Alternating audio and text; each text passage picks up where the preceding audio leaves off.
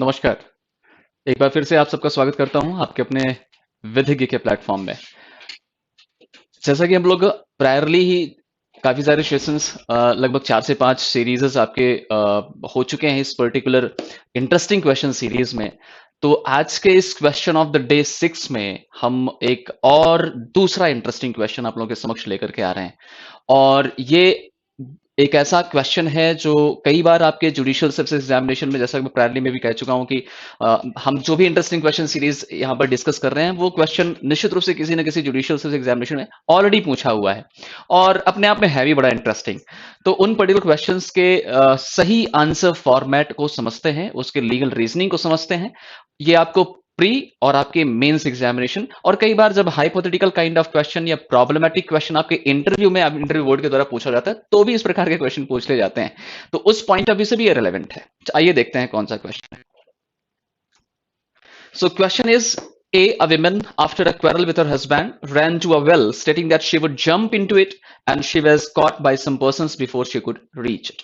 तो एक महिला है जो अपने हस्बैंड से उनकी कुछ लड़ाई झगड़ा होता है और उसके पश्चात वो एक कुएं की तरफ भागती हैं, इस तरह कुछ स्टेटमेंट देते हुए, कुछ कहते हुए कि वो अब आज इसमें कूद जाएंगी। She would jump into it and she was caught by some persons before she could reach it. और वो कूदने से पहले ही कुछ लोगों के द्वारा पकड़ ली जाती हैं। तो प्रश्न ये है, क्वेश्चन ये है कि क्या यहाँ पर ऐसी महिला को, यानी ए को, हम अटेम्प्ट टू कमिट सुसाइड के लिए चार्ज कर सकते हैं under section 309 of IPC. So whether she is guilty of offence to attempt to commit suicide? If yes, then reasons. If no, then what is reason?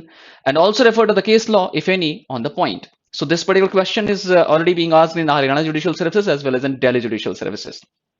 Law exams में तो already पूछा ही जाता है। तो आइए देखते हैं इसका लीगल रीजनिंग क्या हो सकता है। तो आंसर है नो, नहीं। क्यों भाई?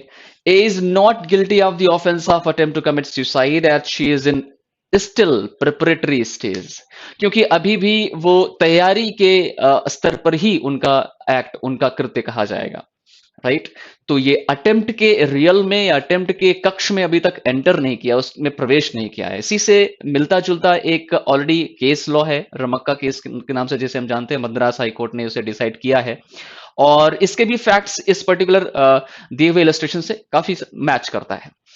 The fact of the case are similar to this particular case. In this case, Honorable Madras High Court has held that there is no doubt that accused intended to commit suicide. निश्चित रूप से ये बात स्पष्ट है, as according to the illustration, कि यहाँ पर उस महिला का आशय तो committing suicide ही था, है ना? लेकिन As she prepared to carry out that intention and proceeded to the well, और इस इंटेंशन के साथ वह उस कुएं की तरफ आगे दौड़ती है, भागती है।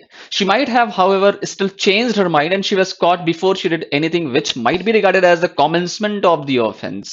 तो चूंकि उसे उस पर्टिकुलर वेल, उस कुएं में कूदने से पहले ही कुछ लोगों के द्वारा पकड़ लिया जाता है, तो अभी तक उसका जो एक्ट है, उसका जो कृत्य है, वो प्रिपरेटरी स्टेज में है, वो प्रिपरेशन के स्टेज में है और अभी भी उसके पास ये ऑप्शन है, ये अपॉर्चुनिटी है, ये अवसर है कि वह अपने माइंड को चेंज कर सकती है, right, towards not committing this particular act. So therefore she is not guilty of attempt to commit suicide. इसलिए उसे हम यहां पर आत्महत्या कारित करने के प्रयत्न के लिए दोषी नहीं ठहरा सकते।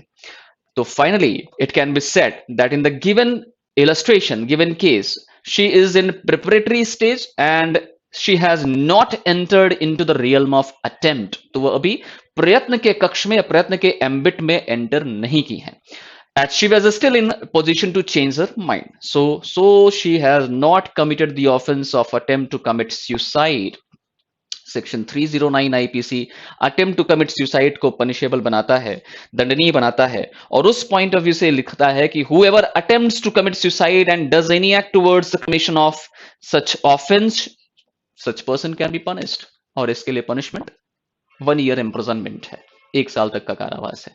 तो सेक्शन 309 का एप्लीकेशन, उसका चार्ज इस पर्टिकुलर विमेन पर, महिला पर नहीं बनेगा और इस प्रकार से ये अटेम्प्ट टू कमिट सुसाइड के कैटेगरी के अंतर्गत नहीं आएगा।